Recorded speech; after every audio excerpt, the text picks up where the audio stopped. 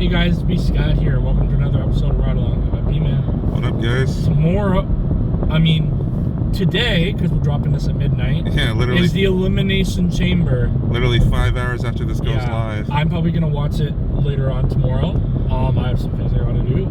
I usually stay up late anyway, because I work nights on weekends, so I usually stay up late anyway. Yeah. So we're going to do our predictions. We're going to talk about some stuff. Yeah, the usual. Mm-hmm. You want to get the other stuff out of the way, or you want to get the wrestling stuff out of the way? Let's just do the wrestling stuff, because actually we always do that first, so. Yeah, I guess so. Alright, well, the Elimination Chamber, there's been a match at it, which surprised me, honestly, because I remember, well, for the longest time, we've only had 4 matches, and then last pay-per-view, we only had 4 matches, so I was thinking, like, they weren't going to add any more matches, but they did. They added WWE Women's Tag Team Championship match. The Kabuki Warriors are taking on Candice LeRae and Indy Hartwell. So let's do that match first, I guess. Yeah. The Kabuki Warriors versus Candice and Indy. I'm just gonna pick the Kabuki Warriors. Yeah, I'm pretty sure. I don't even give a fuck about this match, but yeah, me neither. And I'm just glad they added something. It's for the women tag team titles, right? Yeah. Yeah, who gives a fuck? The only reason I'm even slightly into it is because of who the champions are, and I actually do like Candice and Indy. I liked them back in NXT when they were part of the Way. That was a good faction. We need more gimmicked women's tag team. Like, they need to be on the same level as the men. Yeah, to make it have a lot more popularity. Yeah, well, I think the women's tag team titles are cursed anyway. Usually a lot of champions that get them lose them really quickly, or they get injured or what have you. That was... It's dumb though, because see, I'm a fan of long title, not as long as Roman Reigns. I'm a fan of long title reigns, because that proves that you're a dominant champion. No, I'm not talking about Roman Reigns. We don't need a fucking 4 or 5 year long fucking reign, or however long he's been. But we do need long reigns, because that proves that you're a strong champion, and that includes tag team champions. But you also have to have a good gimmick, right? Like, I loved gimmick tag teams. One of my favorite tag teams, Legacy, because they had a good gimmick. It's a new day. And I also love their song, of course. Yeah, that was a good song. Yeah, or Lance Cade and Trevor Murdoch for all the old school fans out there. Oh, yeah. I could go on and on. Fuck. Carlito. Well, no, actually, that was a really gimmick tag team. What about the Hart Foundation? Hart Foundation, the Hart Dynasty. Yeah. Fuck, we could be here all night talking about tag team wrestling. I wouldn't mind. Demolition from old fucking days. LOD. Or the Road Warriors. Nation Domination. We need strong factions in wrestling. Yes, we've got Judgment Day. I love them.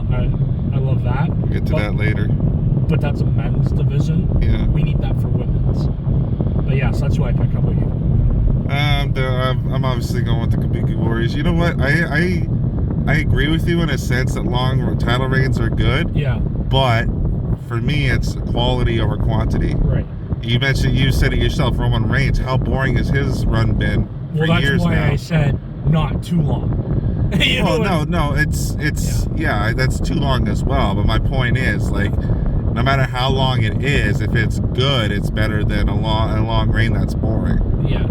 Well, that's like look at Gunther. Yeah. That reign's been exceptional. He's done wonders. Well, that's what I'm saying. Actually, like, they have to build. You know what I mean? Like, they have to build the storyline. They have to build the character, so that's what makes it exciting. Yeah. That's what I'm saying about the women's tag team division. You need to build a stronger women's tag team division, so we're interested. So you're saying exactly like what I said, which is perfect. Yeah, I'm just saying, like, for me, it's also quality too. Yes. Not just quantity. Yes. Of course. Like, they need to have like proper gimmicks. That's what I meant. Yeah. I'm hoping the Kabuki Warriors will do that for the women's tag titles, but I guess we'll see. Time will tell. As it stands right now, like I said, I'm picking them to retain, of course. Yeah. Let's keep things going on the women's side. Let's talk about the women's Elimination Chamber. We got Becky Lynch, Raquel Rodriguez, Tiffany Stratton, Bianca Belair. Why do I keep blanking on these? Nia Jax? No, not Nia Jax. She's challenging Rhea Ripley. Why do I keep blanking on these? I want to say Shayna Baszler, but I know she's not in it. What's this jackass doing? Becky Lynch, Bianca Belair, Raquel Rodriguez, Tiffany Stratton, Look it up. Naomi, and shit,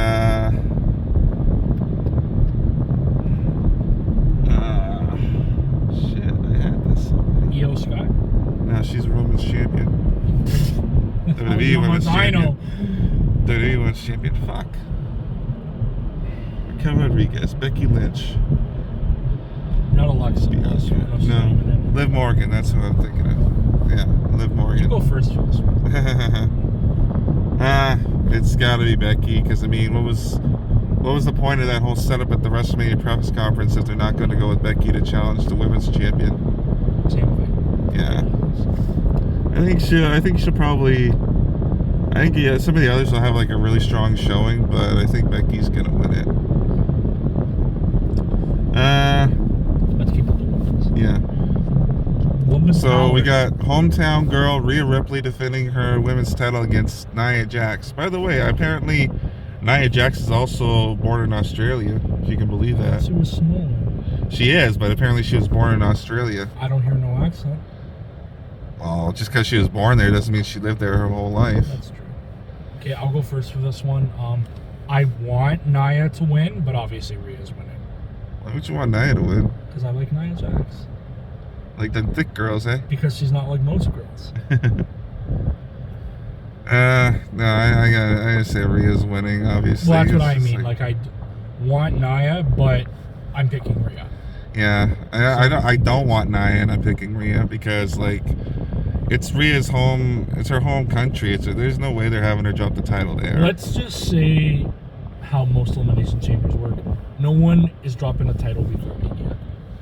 Yeah. That's usually how it works. So. Well, I mean, it's happened, but something. There may be a title change, which I'll get to in a little bit. Mm-hmm. But for the women, and as it goes to the Women's World Championship, I don't see the title changing hands. Yeah. So next we'll go with the men's tag team titles, the undisputed WWE tag titles. Judgment Day defending against Tyler Bate and Pete Dunne, otherwise known as New Catch Wrestling. You go first. I know, right? Well, I think this is the match that has possibly the most likely chance of a title changing hands. Yeah. But one thing I will say is, why wasn't it DIY? Why didn't they get the shot? Because they've had a lot more interaction with Judgment Day. There's a lot more history behind that. So why was it them? Why wasn't it them? Why was it Bate and Dunne? They had zero interaction with Judgment Day. They're on a different brand. That's another thing. They really should split those titles. Maybe there could be some interference in this match. So. Maybe. As it stands, I'm gonna say Judgment Day is retaining.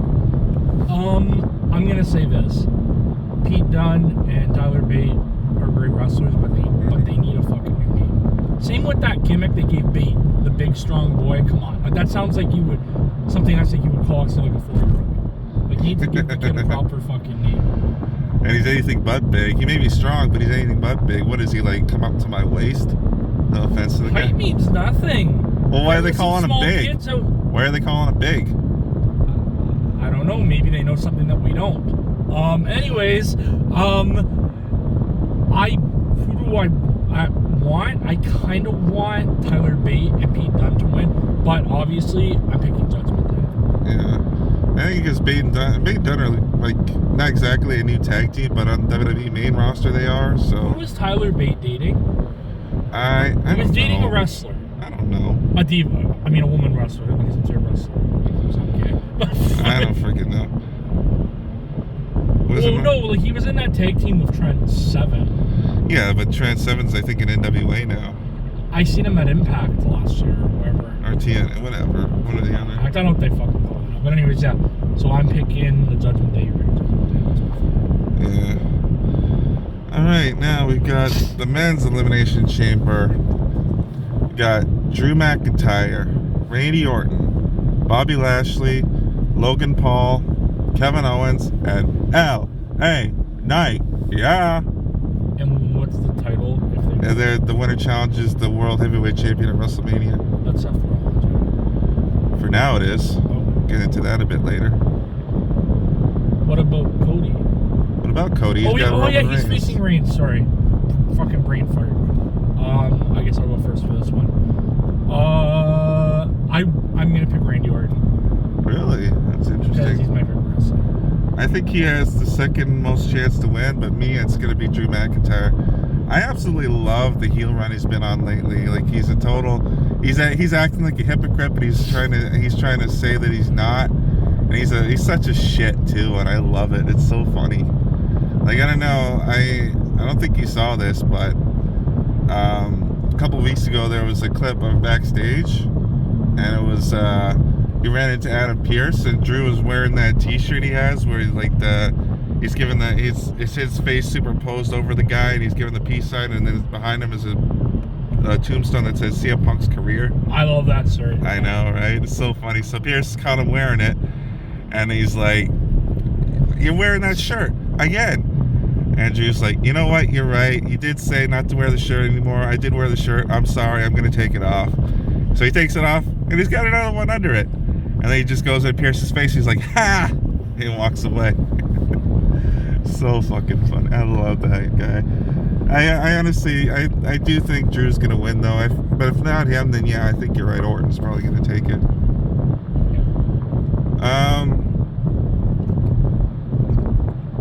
What was it? Oh yeah, they have a talk show segment, the Grayson Waller Effect, with special guest Cody Rhodes and Seth Rollins. Now here's the interesting thing. Last week on SmackDown, probably might not see, I don't know. They had Paul Heyman. They showed a shot of Paul Heyman talking to Grayson Waller backstage outside of Roman Reigns' locker room. Now that could be a setup for the Grayson Waller Effect. You have Cody and Seth out there, and they get ambushed by the Bloodline, which may lead to what I alluded to earlier, which may lead to a Damian Priest cash-in. We just drove by a skunk. Not over, but by. Yeah, I can smell it now. And you know we're in Ajax because of that fucking smell.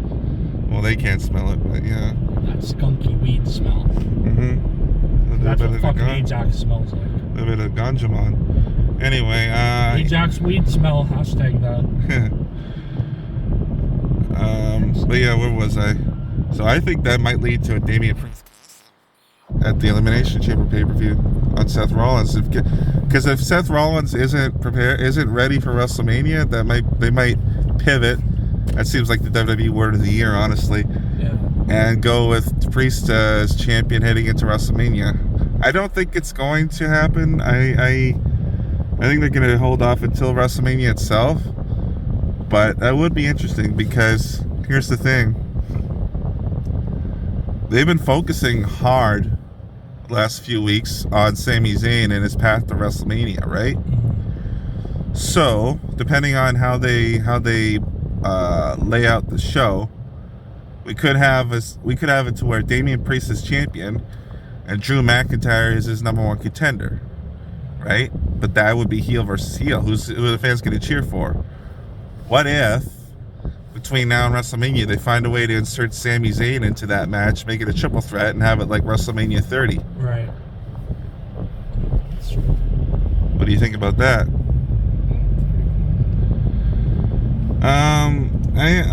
Like I said, I don't think it's going to happen, but it'd be really interesting if it does. Yeah. One last thing I want to talk about is, we mentioned at WrestleMania and long title reigns and stuff. All that's been alluding to what I was going to talk about, which is, with all the long dominant title reigns we've been seeing in WWE and like certain part-timers holding championships or whatever, do you think there's going to be a pattern going forward to where the best and only time for a championship to change hands would be WrestleMania? Maybe not the only time. Maybe the top 3 pay-per-views: WrestleMania, SummerSlam, and maybe Survivor Series. Well, Survivor Series, they don't really...